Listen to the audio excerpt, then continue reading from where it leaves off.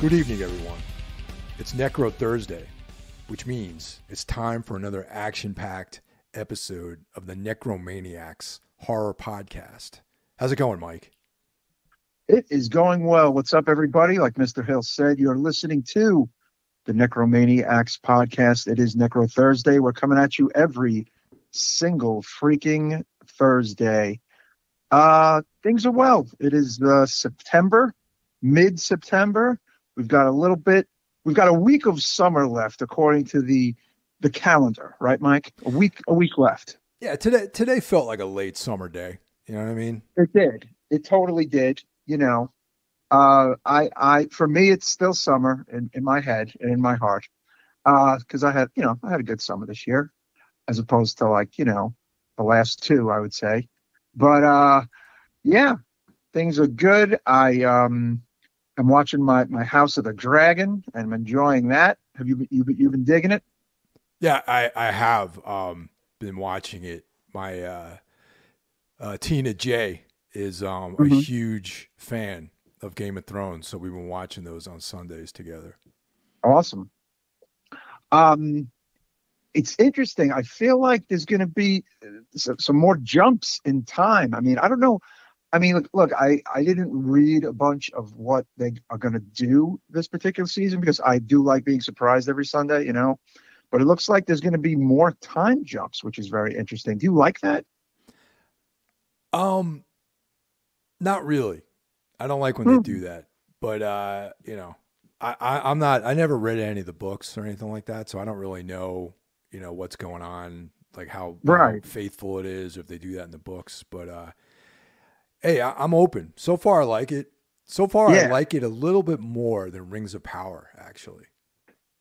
See, I have not touched Rings of Power yet. I'm a big fan of the 2000s films. I have not touched it yet. I do plan on checking it out. I'm watching House of the Dragon, and I'm watching Rick and Morty, which a new season of that has begun. I'm a big Rick and Morty fan. Low-key season. I feel like there's not as much hype on the show as there used to be, but that doesn't really matter to me. I'll still watch it. And I'm behind. I'm many episodes behind on What We Do in the Shadows, although I do love that show as well. Oh, I got it. I haven't even started watching that yet. I love that show. I thought it was great. Yeah. I've been also watching the Mets. I like the New York Mets, Mike, as you might recall. Oh yeah. Yep.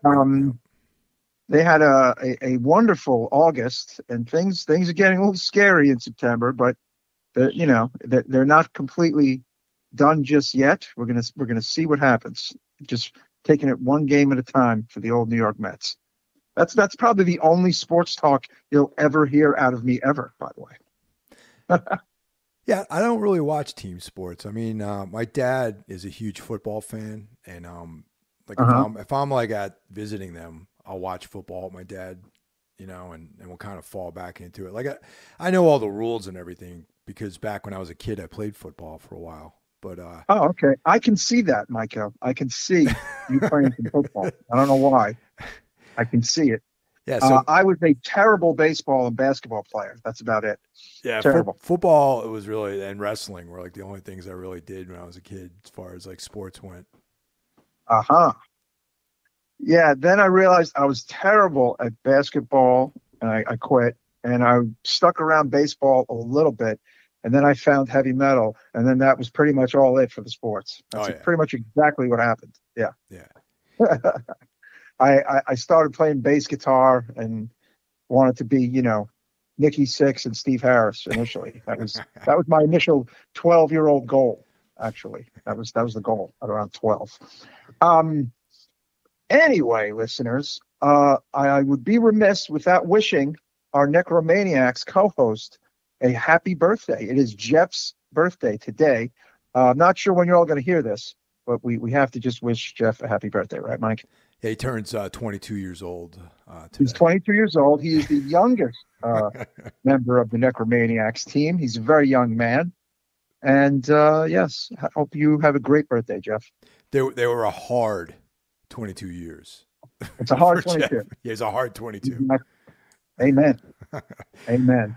But we gotta do the plugs, man. We must plug, Mike.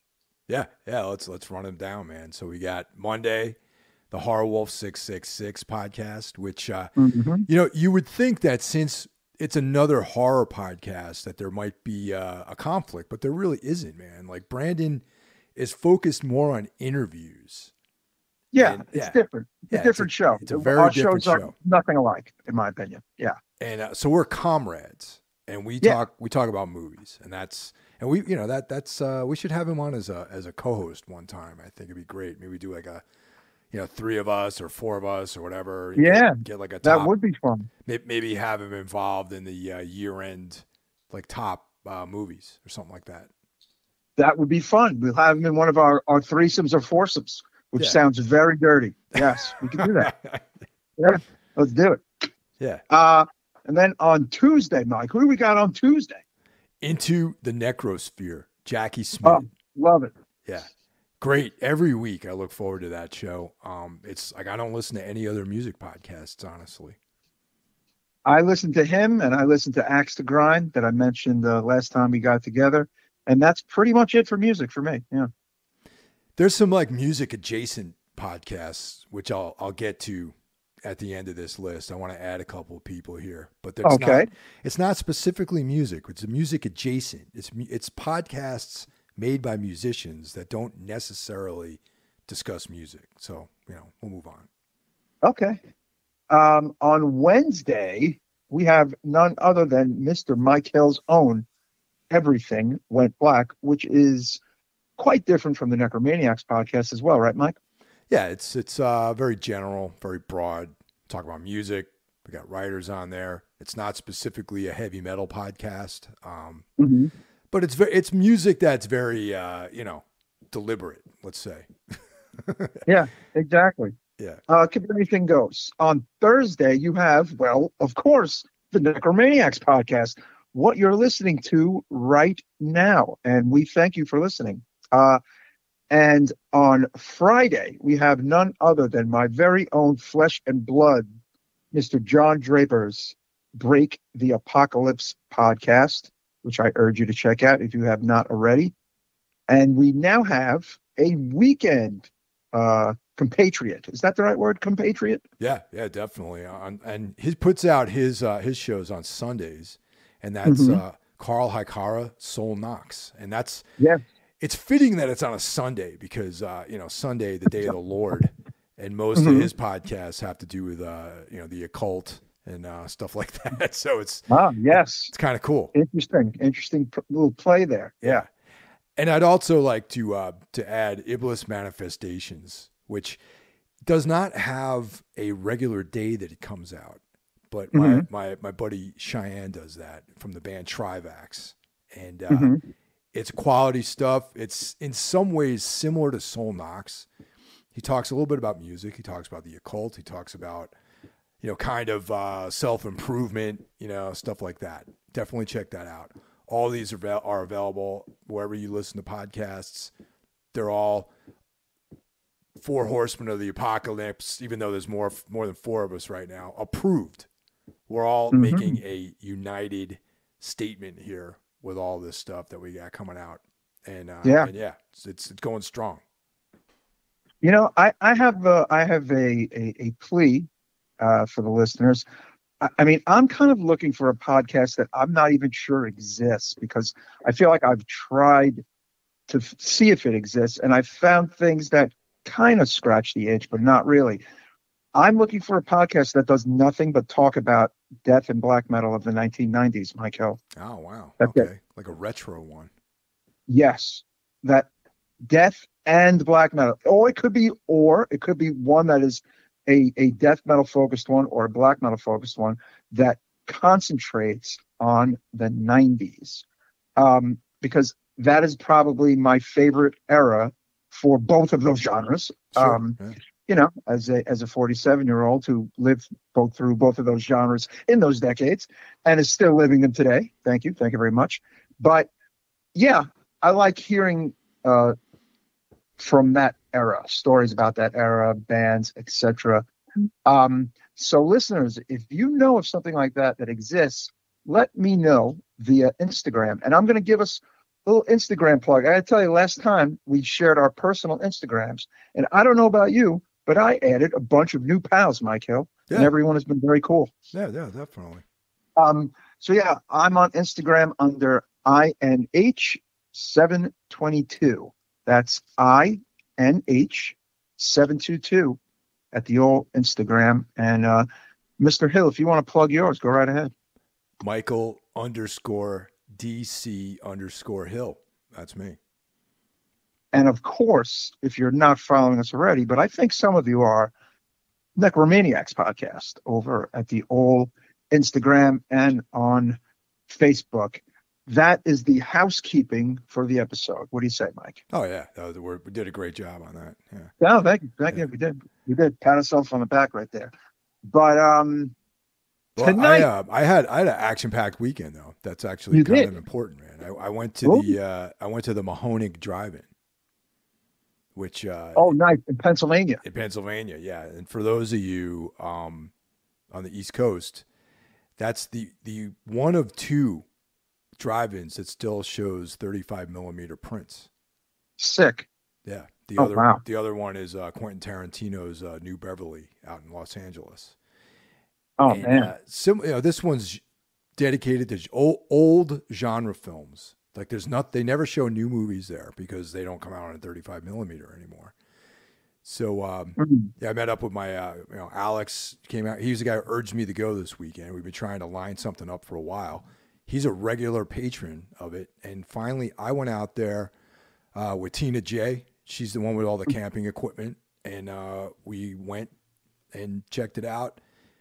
Caught The Craft and Scream double feature, and it was a lot of fun. Very cool. Last year I went to the Overlook Drive-In in Poughkeepsie, New York, which is a lot of fun. But this sounds even cooler. Yeah, it was great, man. We camped out. It's like an hour and a half from here. I got a tour of the facility because Alex is friends with some of the people that run the place, and I got to look at the projectors and the whole breakdown of everything and how everything works. And this is a great time, man. It was if you live in the New York, New Jersey, Pennsylvania area, or if you want to take a road trip and camp out over the weekend, definitely check out the Mahoning Drive-In. It's like a one-of-a-kind place, man. It really is. Maybe me and Stella can do that. We went to see Deicide last week, Mike, and nice. That was a lot of fun. Oh, yeah. I think the last time I saw them, maybe between 8 and 10 years ago. But this time they played Legion, their second record front to back, and it was fucking great. And then after that, they played, a bunch of the hits from the first album, and of course from Once Upon the Cross. They did, it was just fucking great. The band sounded great. Glenn's vocals sounded great, and it literally might have been one of my favorite times seeing them. And I have seen them a bunch. It was, packed show. A lot of fun. And I've landed on something that I had fluctuated on, that I like Legion better than the debut. How about that? Yeah, it's a powerful record, man. Oh yeah. It's just like front to back.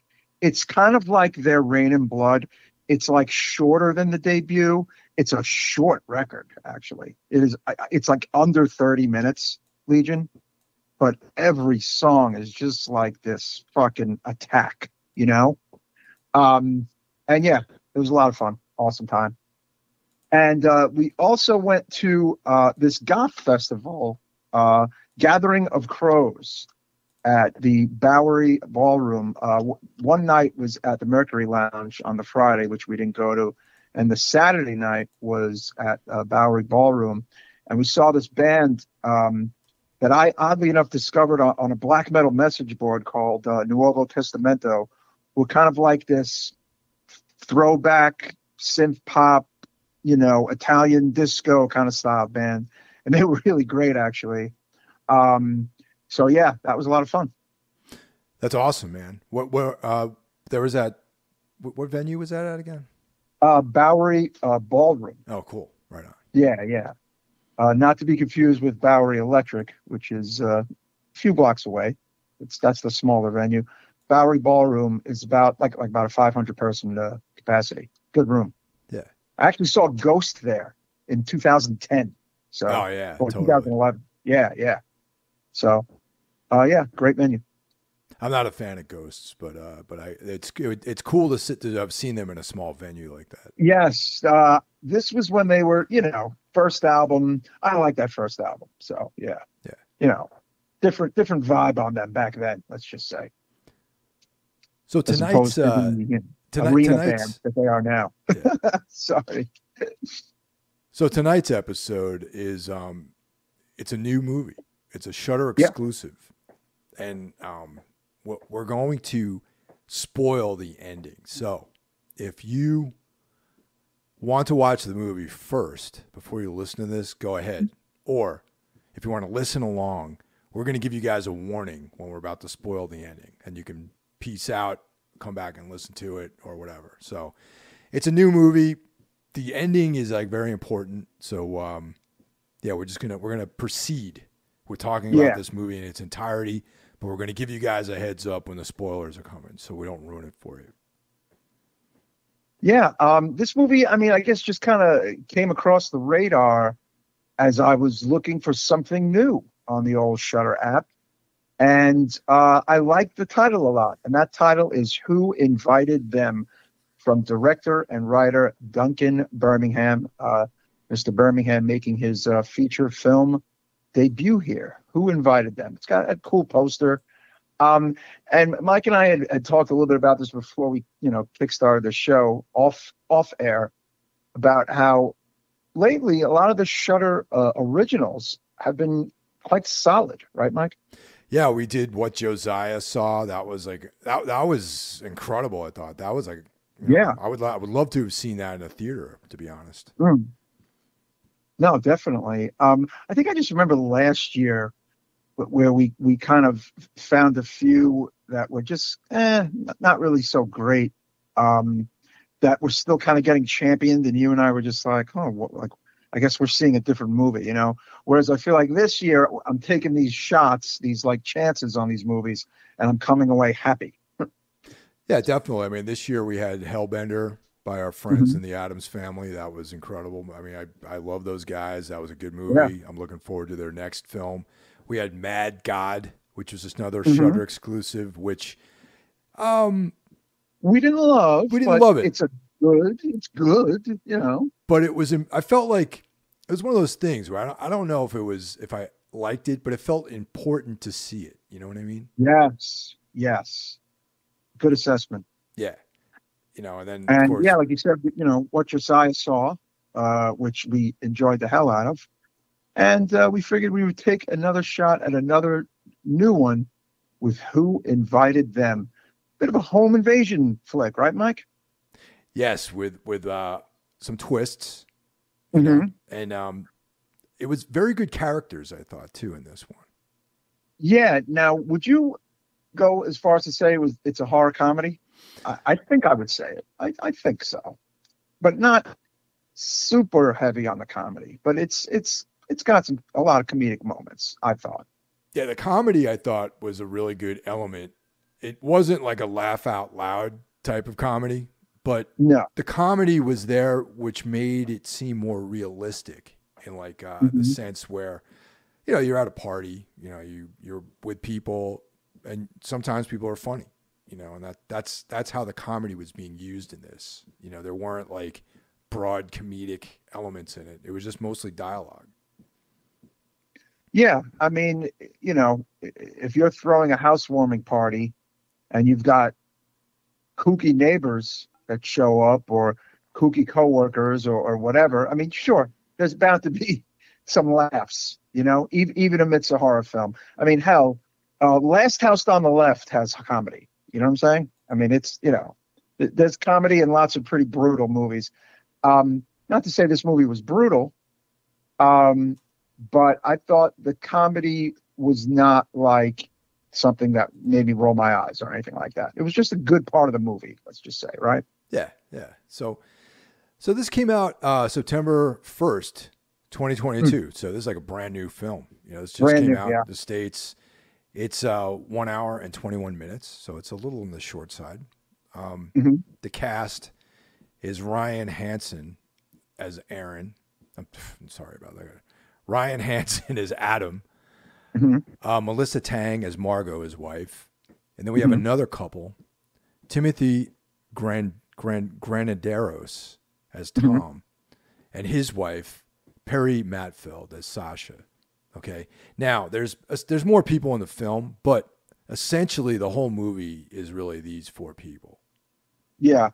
I would say as a minor fifth, as they say, haha, music reference, Teeny, played by actress Tipper Newton, who is the friend of Margot, and her husband, Frank, played by Barry Rothbart, and the son of Adam and Margot, Dylan, played by Kalo Moss. That's pretty much the whole movie here, folks, right? Yeah. But most of the action takes place between the two couples. You know what I mean? Correct. So a brief setting here. So Adam and Margot just moved into this house. Okay. And it's like this, they're concerned that it's above their means, this and that, and, they're probably older professionals. I would say aging young professionals. Yeah. Maybe late 30s, late 30s, early 40s. Yeah. At max. Yes. Yeah. So, they have this like swank new house. It's in this, nice neighborhood. Margot's, anxious that they're living above their means. Yet Adam did not share with her how they came across owning such a house. For a good price. Yeah, for a good price. So apparently, and this is revealed as the movie goes on, there was a murder in the house.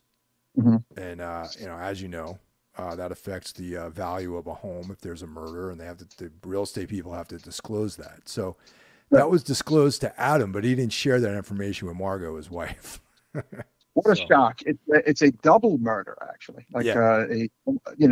Turns out a husband and wife killed each other, apparently, in the home. Yes. Yeah. And, so it's a typical party. There's a bunch of, late 30s or early 40s, professional types, but they're like the cool professionals. You know what I mean? Like one guy might be like an architect and someone else probably works in media or something like that. It's not like, these like cool people, you know what I mean? But they're like not too cool, but they're pretty cool, And so the party, drags on, and little by little, people are leaving, and there's one couple left that they just disappeared. They appeared. They were in both of them were in the bathroom, and that's Tom and Sasha. All right, so they're like, well, who they couldn't figure out who invited them. Hence the title of the movie, Who Invited Them. Right? Yeah, they kind of reveal that they were. We were having sex in the bathroom, kind of, and they're like, "What?" It was like this, attractive, strange couple at our party, and we don't know who you are, and you just told us you were having sex in the bathroom, and then what they do is, they pull a ruse that they are the neighbors next door, right? Right, exactly. Yes. So they just invited themselves over. Right. Which instead, it makes them definitely be a little less panicked that these strange people were in their home. And it turns out they reveal themselves as neighbors who wanted to kind of just stop by. Right. And, but got kind of caught up in the party, or was that it? I'm trying to remember the exact plot point of how they said that they came to the home. Yeah, they just showed up. They crashed the party, figuring they lived next door, and they could just roll up. Now, what's interesting is, obviously Adam, Margot, Tom, and Sasha, and they're actors, so they're attractive people. But yes. Adam and Margot are more like normal, good-looking people. Like Adam's got like a beard, and Margot is kind of dressed down somewhat compared to Sasha.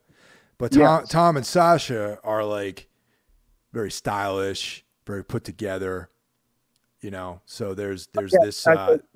Teeny remarked they look like they'd gone to a sexy funeral or something. Yes, is the term. Yes. Now, the funny thing is, I actually found Teeny to be the most attractive out of the three women that were in this movie. Played by actress Tipper Newton. Yeah, she was very cute. Yeah. Her IMDb file, very very attractive woman. Yes. Yeah. So they're the couple that doesn't leave. You know, I've never really entertained anyone at any of the places I lived at. So it's you know, I've never been stuck in this position where, you know, right. we're having a party and someone refuses to leave. You know, maybe I've been that person who doesn't leave. You know. So that's the situation. You know, well, the thing is, they start turning on the charm.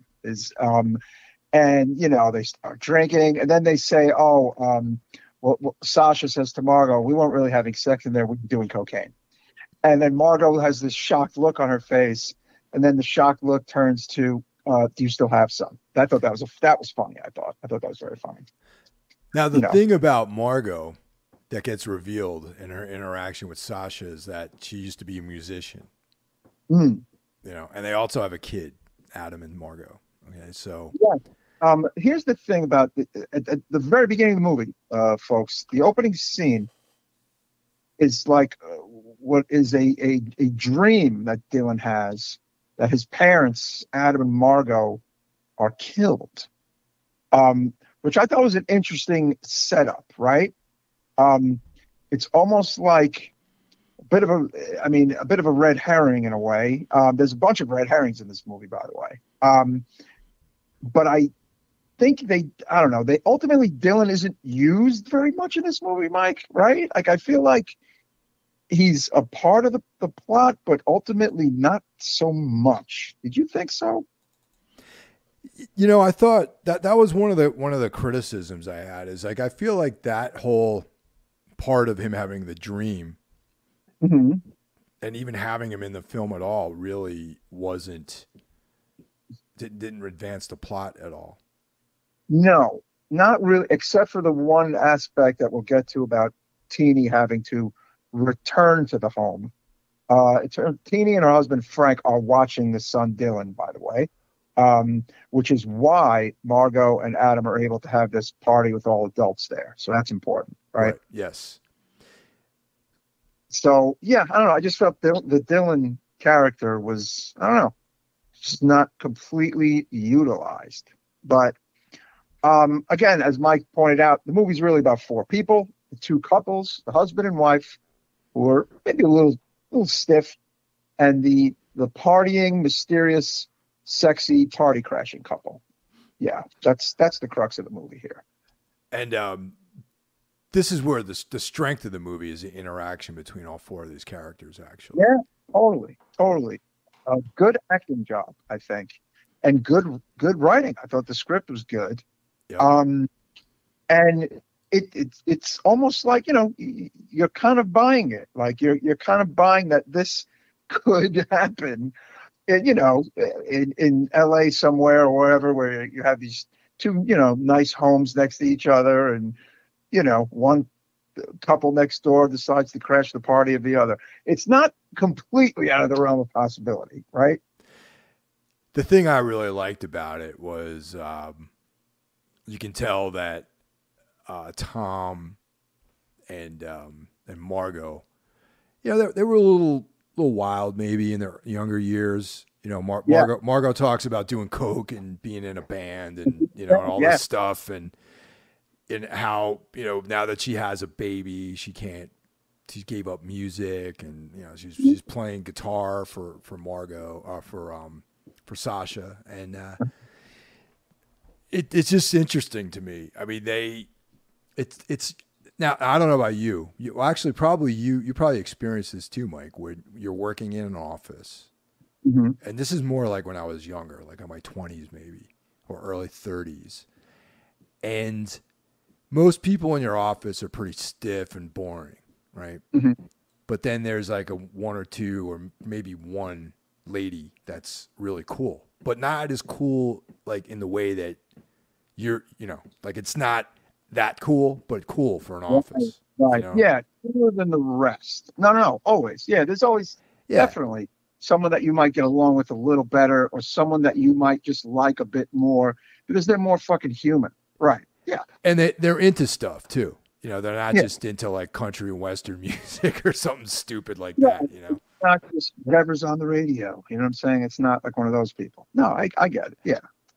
And the fact that I'm bringing this up, it really, really is a testament to how well written the script is. Because I was assembling like a whole backstory for Margot, you know, as a result of that. And the same thing with Adam, her husband. You know, they were like, he's a little bit more reserved.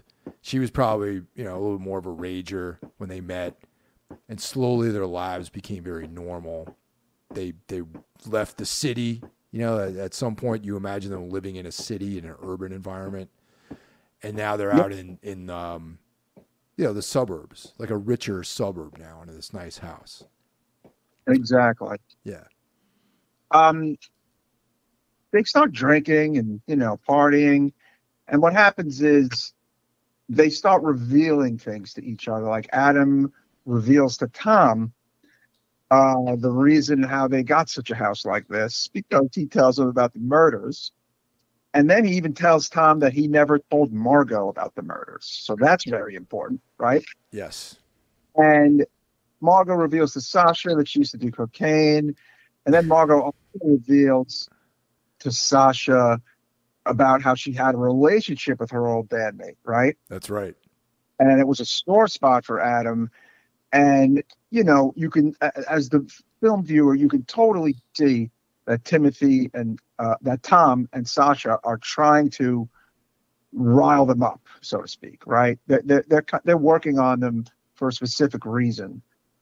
We don't know what that reason is just yet, but we do obviously find out what that reason is. So it's kind of like, you know, not super slow build up, but if you're an educated film viewer, you can kind of see where this is going, right? And also, for anyone who's been listening to this show for any length of time, knows that I personally like dialogue-heavy films. Yeah. You know, it's almost like a John Cassavetes movie or something. You know what I mean? Like the interaction between these four people is very reminiscent of something that could have been from the 70s, I think. Yeah, I get that totally. And it's also almost like a bit of a relationship couples therapy horror film in a way. Yeah, totally. You know, because there are moments where it gets kind of very real, and like I kind of felt really bad for Tom. I mean, for Adam at one point, for some of the things Margot says to him, and just kind of belittles him as like a man and a husband, but she says it out of anger, and she has her reasons for saying it. But it was like a little bit of a little cringy moment, but not cringe that the movie sucks, cringe that you feel bad for the character. Yeah, it got very real, like you were saying, you know, very real. And that's one of the things I really appreciated about the movie, is that you have like two very human characters, you know, I mean, and then you have their foils, Tom and Sasha, you know, who are real, but they're not what they appear to be. Like their whole thing is a projection. Everything that they're presenting to Adam and Margot is a facade and a projection. So they're presenting like a hyper idealized version of what they think they need to be to interact with Adam and Margot. So it's real interesting. Yeah, I mean, another thing that gets done to kind of rile them up is that, like, Tom kind of gets Adam to say how attractive he thinks Sasha is. And Tom says, if you want to sleep with her, you can, you know. Neighbors, and that whole thing, and right? Like, it's uncomfortable moments. And Sasha convinces Margot to actually call up the ex that she hasn't talked to in over 10 years because she's married and has a kid. And that's kind of uncomfortable because the ex-boyfriend sounds like he's flirting with her like immediately, right? Yeah, totally, man. And You left out one important thing though about the interaction with Adam and Tom regarding Sasha, where he's like, "Oh yeah, I see you eye fucking her," and he's like, coerced him into saying that he wanted to have sex with her, but then he's like, of course I have to watch, I have to be there. So. He doesn't say right. It just goes to those kind of funny, uncomfortable places, which again worked. You know what I'm saying? I thought it worked. I thought it was pretty great. Fun. It's a fun watch, as I said before we got rolling. This was a fun watch. But again, I have to say, as an experienced horror film watcher, I kind of called it, as they say, as opposed to regarding who Tom and Sasha were. Did you? No. And that's what I did not. I had no fucking idea what was going on, dude. Honestly, there was. All right. So now we're verging into spoiler territory, right? Yeah. Yes.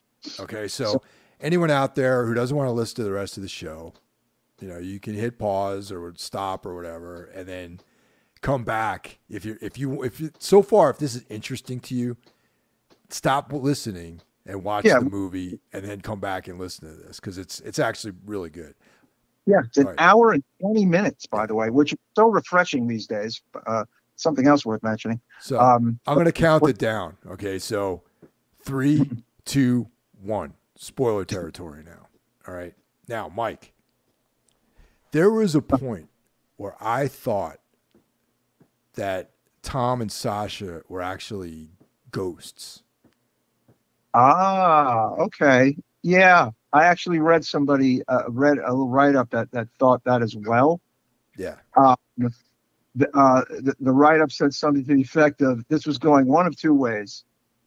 Tom and Sasha are the children of the dead couple from the home, which is why they got the home so cheap, or they're not there, or they're like ghosts or whatever. And I was like, oh, okay.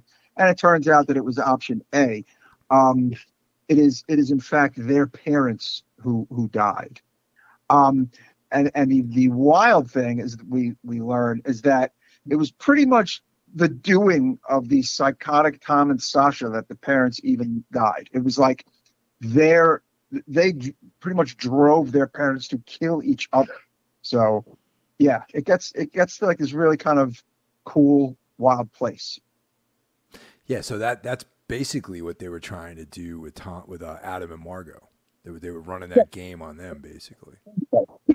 Basically, to get them to kill to get them to get really mad at each other, so that they'll do something really drastic. There's another point in the movie where they once they've got them riled up at each other, and Margot's telling Adam that he's weak, and that he kisses his boss's ass and it makes her sick, and blah blah blah. They get them to play this like punching game, and I was like, oh my god, this is not going to end up well. But Adam and Margot are not as dumb as they seem, right, Mike? Definitely not, but they definitely fell into the traps that were being set for them for the most part. And then, but once they discovered what was going on, they were pretty clever at figuring it out. Yeah, but at some point they do go, okay, enough is enough. Get the fuck out of our house, right? Yes. And I feel like at that point, it's like, well, do they? We don't know that they actually don't really live next door yet. So it's like, I was thinking to myself, like, okay, do they? Like, I literally was thinking, where do they really live? Like, I'm saying, like, what's their whole get up? And are they looking to kill the couple themselves? Like, I'm saying? There's all these like little unanswered questions in my head. Actually, they never really tell you where they lived, Oh, no. And I guess it's not that important. But they do pretend that they live next door. So they go to the home next door, where it turns out another couple lives, who are being tortured and killed, of course, by Tom and Sasha. Right, Mike? Yeah, they do this thing where they're like, oh, let's make sure they get in okay. So they're watching them cross the street, and then open the door And it's like, oh, is Tom having trouble with his key? Because he's jiggling the key to the door, and then it finds his way in. Okay, so now, it turns out that, there was a moment where I was like, well, how the fuck does this guy have the key if that's not their house? But then we find out that they have the inhabitants of that house tied up. So he must have taken the key from them. Yeah, this is where the movie kind of reminded me a bit of that. Well, what's that fucking movie called? Something Games, whatever. Oh yeah, funny games or something like that. Yeah, the American version and the European version. Yeah, reminds me a little of that. It is not that over the top though. It is not that like fucked up, right? I mean, I feel like this is a bit more lighthearted than that movie. That movie gets super dark, but it's a little comparable to that, and a little comparable to Knock Knock. Would you say? Yeah. It's of that same ilk of those other films that you're mentioning. You know what I mean? It's definitely within that genre, I would say, subgenre. Yeah, and hey, I'm of the small but proud camp that enjoyed Knock Knock. So yeah, that could be why I enjoyed this movie. So yeah, Tom and Sasha are, lunatics, basically, psychos and murderers. And, they waited until the home that they grew up in was inhabited by a new couple to wreak havoc on a new couple. Which, I don't know, I thought that was kind of like a cool twist. Because again, like you said, you didn't really know exactly where this was going at one point, right? Yeah, I really did think they were going to turn out to be ghosts, honestly. Or like maybe not necessarily the children of the dead couple, but just, like I did, there's all these little things to string together. And I thought ultimately they were strung together well. Again, except the son angle. And one other angle is Teeny, the friend of Margot's, who ends up going back to the house because Dylan left like a stuffed animal there, and They called up, she wanted to bring it back. And what was the significance, Mike, of the animal, like that was hit by the car, and she wanted to kill it, but she couldn't kill it? Yeah, those threads really, I think, went nowhere, Well, the only thing I'm thinking is that because she didn't use the rifle to kill the hurt deer or wolf, whatever the fuck it was so dark I couldn't see what kind of animal it was supposed to be, by the way. I literally couldn't make it out watching the movie. And then ultimately she ends up using the gun at the end of the movie. Maybe that was it. I don't know. It was that was clunky, I thought. That significance of all that stuff was kind of weird. Yeah.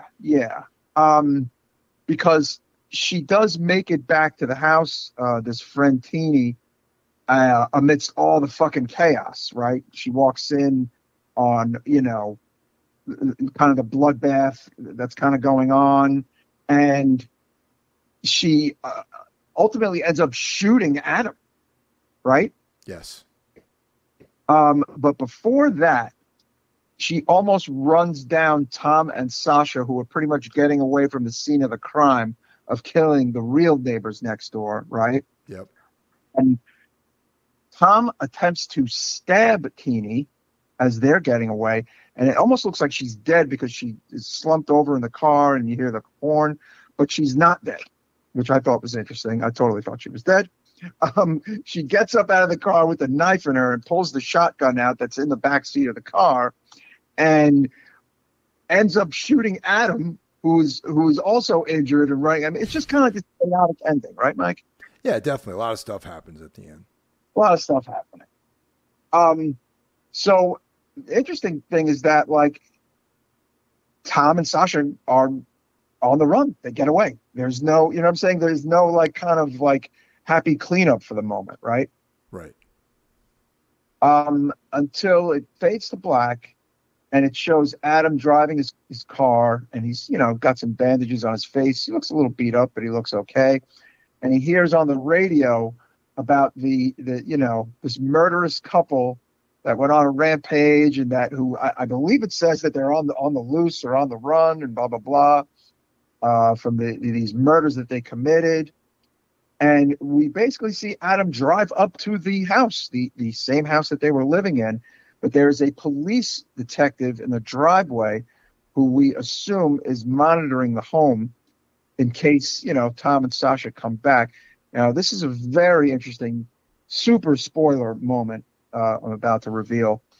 I said to Mike before we got rolling that I had to kind of rewind and go back to this scene because it looks like the cop in the car who has these sunglasses on is actually dead in the car and not just kind of kicking back with his sunglasses on. What did you think, Mike? Well, yeah, at first, but then I didn't go back and watch it again, but I figured that he was, after I saw what happened afterwards, that he'd been killed. Okay, because we go into the house. Now, this is another, slight thing that I had a little bit of an issue with. If I'd gone through all that stuff and discovered that there was a brutal multiple murder in the house, I wouldn't have stayed. I would have found another place to live, man. But they decided to stay. Nobody would stay. The police would probably recommend you don't stay. It's still a crime scene because the people are on the loose, right? Yeah. Yep. A little bit of a stretch there that they're still there living in the fucking house, right? So Adam comes home and Margot's in a good mood and she's, doing something with flowers and there's music on in the background. And there's a scene earlier in the film. Adam is a big vinyl collector, record guy, much like myself and Mike probably. Yeah. And just the different genres of music. And a song is playing that was playing when Sasha and Tom were at the house, but this, the record was skipping. And Adam notices that it's not skipping anymore, which triggers him. Why is it not skipping? But Margot is barely paying attention. She's kind of in her own world. She seems happy and normal. And right before that, she tells Adam that she doesn't want to leave the house, right? Yeah, she wants to stay. And that Dylan, their son, stopped having nightmares too. Yes. The nightmares, again, which, kind of a flat plot point. And Adam also notices the drink that Tom was drinking was a Manhattan, the old fashioned. Yes, Adam was making old fashions during the party, and Tom remarked how good the old fashions were. And sure enough, there's an old fashioned sitting right by the record player. So Adam is holding it up and he's kind of freaking out and has this kind of horrified look on his face, and the movie ends. I thought that was a really cool ending because you're pretty much left with that. Oh yeah, Tom and Sasha are back in the house, right? Yes, I love the ending. Now, real quick about that, the record. The record is the song is called "What About Us" by a band called Handsome Furs. Okay, now that's totally fits in line with what I was saying about these people. You're in the office. There's a lady that you work with who's cool, but not that cool, but still pretty cool. She likes other types of music, and she might be into Interpol or something like that. And that's what this record that is like that. It's this kind of hipstery. Yeah, it's a hipstery thing. It's cool compared to normal conservative people, but it's not that cool really. So earlier during the party, the record skipping, like you mentioned, and then Tom was like, "Oh yeah, man, I'll get you another one. I'll get you one that doesn't skip." And then Adam was like, "Oh well, this is actually a rare pressing or whatever." So that's why that ties up like that at the end. That it's not skipping, and he's so bent out of shape, and then it just cuts, and the movie's over. Man, it's fucking awesome. But yeah, I thought it was a lot of fun. I did just go back and rewatch that one part where he passes the policeman in the driveway because, he in my opinion, he was not sleeping. He was dead. Yeah. So I thought that was really cool. Yeah, I felt like, it's a home invasion movie, a little bit of horror comedy movie. Just kind of an easy watch, I felt. like easy to just kind of put it on. You know, you're not going to spend the whole time looking at your fucking watch or anything. I think you're going to enjoy it. You'll get through it. Is it the best movie? No. Is it the best Shudder original? No. But I thought it was fun. Yeah, I mean, I thought it was strong, especially for this guy's first feature, and it makes me want to pay attention to what he does next, honestly. Duncan Birmingham, the director and writer. Absolutely. No, totally.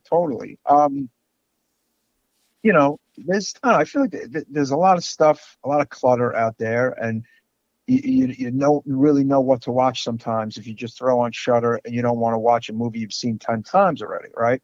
Which to me is what the Shudder originals are geared at, right? They're geared at somebody who wants to watch something new or something that has a buzz on it, but doesn't just want to keep going back to watching, or an old Argento, an old slasher, like, you know what I'm saying, like a classic again. Because in my opinion, you know, as much as I'm actually a stalwart for the old shit, without the new shit, this whole thing dies. Wouldn't you agree? I mean, just like music, you know? Yeah, I mean, I love old movies too, but I also love a lot of the new stuff that's coming out. You know, there's a ton of great movies coming out, and recently a lot of great stuff came out, and I this year, like we were mentioning, 2022, the Shudder exclusives have been way better than they were last year, I thought, and that's great. You know, totally. So, what would you score? Who invited them, Mike? Strong 4 out of 5 for me. I gave it a very strong 3.5 out of 5. Worth seeing with a bullet. Some plot points that I thought were a little, you know, didn't go much anywhere, but not as awesome as, maybe not as great as a 4, just right under a 4, but highly recommended movie for me. Enjoyable. Yeah, and I definitely would like to see what this director does going forward, Duncan Birmingham. Wanted to say, little show note. After we covered what Josiah Saw, we had the director of the film add us on Instagram and add me on Facebook. So That's how cool excellent. is that? That's great. He listened to the podcast and he really enjoyed it. So, you know, isn't that cool what social media can do, you know? Yeah, that's great, man. That's awesome. I'm happy when stuff like that happens. You know, instead of maybe organizing an insurrection or something like that, it's cool when social media actually does something positive. No, totally. Yeah. So what's up to Vincent Grashaw? And if you have not listened to that episode, shame on you. Check it out and check out Mr. Grashaw's film, What Josiah Saw.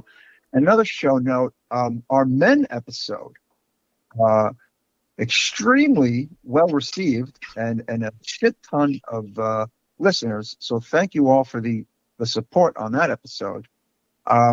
Looks like a lot of people really enjoyed Men too, Mike.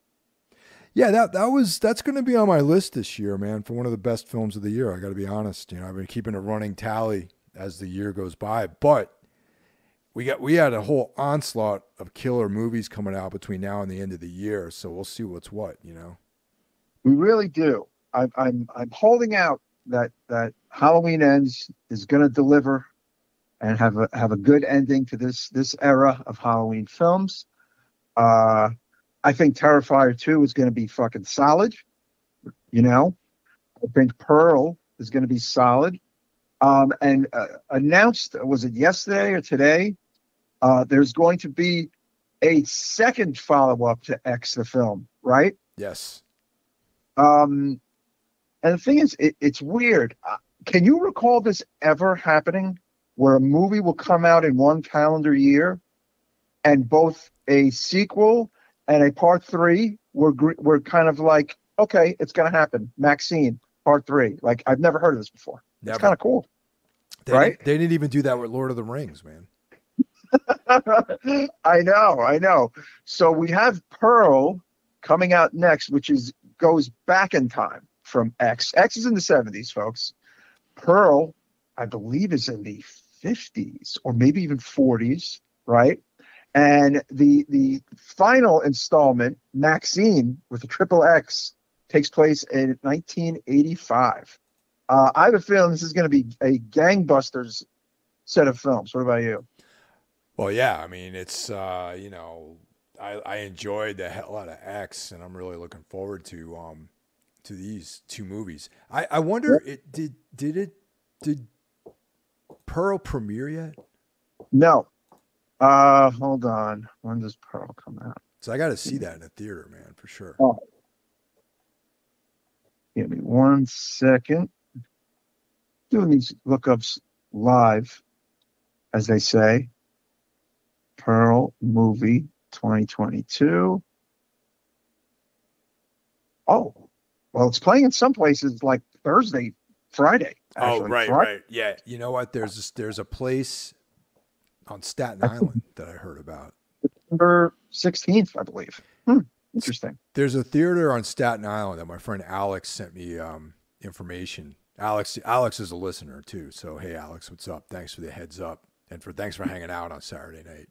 September 16th. Yeah, yep. Yeah. There's a spot in Staten Island that's showing a double feature of X and Pearl. Oh wow, that's great. Yeah, yeah. I will not be able to make it though on Thursday night, unfortunately. Well, I mean, honestly, the time in between X was in the theater to hitting the on demand wasn't that long, and so I'm imagining Pearl will be out, before the end of the year to watch it in your home. Yeah. But I'd like to see the theater. I think Maxine is not until next year, so yeah. Yeah, I mean, that makes sense. I mean, we don't want to go crazy. You know what I mean? Yeah, I mean, the Guinness Book of World Records kind of thing. Have 3 movies 1 year. Since I saw X in the theater, I got to see Pearl in the theater, and I got to see Maxine in the theater. So that's just the way it's going to be. For me at least. Yeah. Terrifier 2 is going to get a theatrical as well. Didn't see that in the theater, did you? No, that definitely did not make it to the. I don't even know if that came out in the theaters when the first one. Yeah, I think it was small, small runs. Terrifier 2 comes out October 6th. So yeah. Good stuff, man. Good stuff. Hell yeah. I can't imagine who would show up to see that movie in a movie theater besides guys like me and you and some other weirdos. Bunch of weirdos, Actually, Terrifier has, he's kind of becoming an icon slowly, with the Jasons and the Michaels and the Freddys. So I feel like his appeal is wide. It's a wide appeal. Yeah, well, that was the point of Art the Clown, was to make a new modern slasher hero, And I'm seeing the runtime for Terrifier 2, 2 hours, 28 minutes. What? That's long for that kind of movie, man. Yes. Interesting. Let's see if it goes to some different places, as they say. But hey, Felicia's in it, so that it's got to be good. She's in the movie. Yeah. Fuck yeah. Okay, Felissa Rose fans here at Necromaniacs Podcast. But this will wrap up another action-packed episode of Necromaniacs Podcast, right, Mike? Yeah, for sure, man. Thanks everyone out there for listening. And next week we're also going to have another Shudder exclusive that we're going to talk about, and you'll have to wait till next week to find out about what movie we're going to do. But yeah, we're going deep on these Shudder movies. Yes, we are. New shit, covering new shit. There was a whole slew of old shit we were covering, and now we're covering new shit, which is great.